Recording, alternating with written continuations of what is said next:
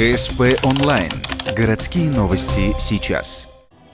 Четверг. Ледовый дворец имени Капустина. Первый день конкурсной программы республиканского первенства по фигурному катанию на коньках.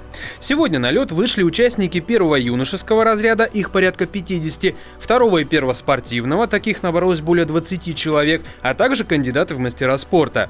Сегодня лишь первый день соревнований, а значит, в чем-то он дебютный. Тут главное — совладать с собой.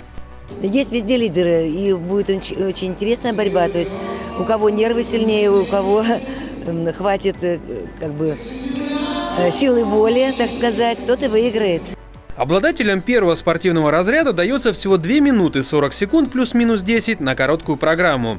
Естественно, важно правильно подготовиться и подобрать соответствующий антураж.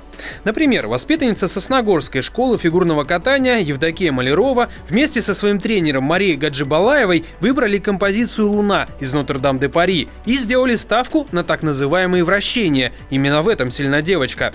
С прыжками двояко. Вроде и умеем, но стабильности не всегда хватает. Тяжело, но это пока короткая программа. Не сильно устаешь, когда короткую катаешь. Я хочу стать тренером по фигурному катанию. А может, Олимпиаду хочешь выиграть? Ездить по большим городам. В итоге 30,87 баллов за это выступление. Однако пока прогнозировать места на пьедестале рано. 16 декабря участников ожидает произвольная и более длинная по времени программа. Например, в первом спортивном разряде на нее отводится 3 минуты 50 секунд.